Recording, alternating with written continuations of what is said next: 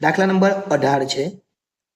યાદચ્છિક પ્રયોગના નિડર અવકાશની કોઈ પણ બે ઘટનાઓ A અને B માટે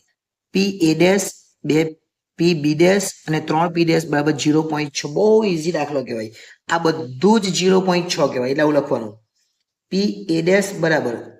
0.6 આ જે છેલ્લું લખેલું એ લખી દેવાનું ત્યાર પછી 2 P(b') બરાબર 0.6 અને ત્યાર પછી 3 P(a/b) બરાબર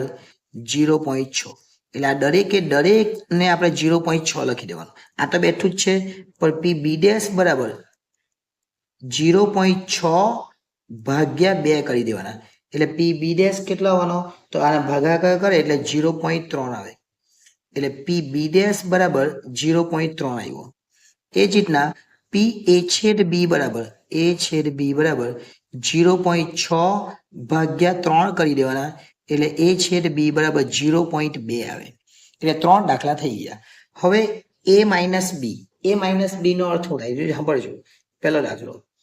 a-b તો મેં તમને આગળ પણ કીધું જે પાછળ આવે ને એમાં ડેશ આવે એટલે કે જે આમાં એટલે b માં ડેશ આવે એટલે P(a/b'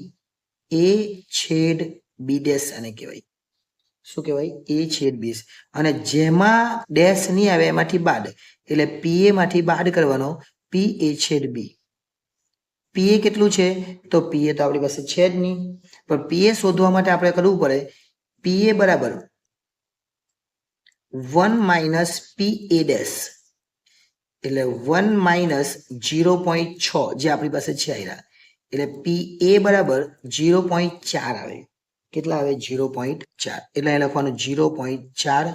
અને a/b બરાબર 0.2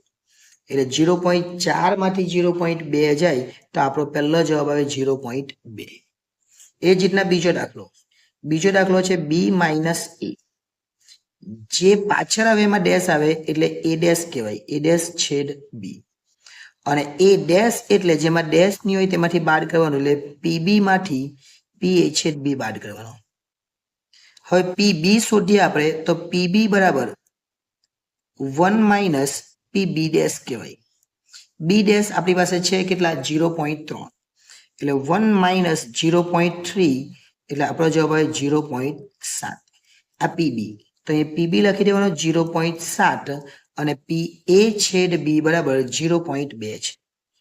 0.7 માંથી 0.2 જાય તો અંતિમ અને આખરી જવાબ આવે 0.5 આ આપણો છેલ્લો જવાબ કહેવાય એટલે આ દાખલો પણ ખૂબ અગત્યનો ગણાવી શકાય વિડીયો ગમ્યો હોય તો લાઈક કરી દેજો ચેનલને સબસ્ક્રાઇબ કરવાની બાકી હોય તો એ પણ કરી દેજો કારણ કે આવા જ વિડીયો આવા નવા વિડીયો જે તમને કામ લાગે એ આપણે લાવતા રહીશું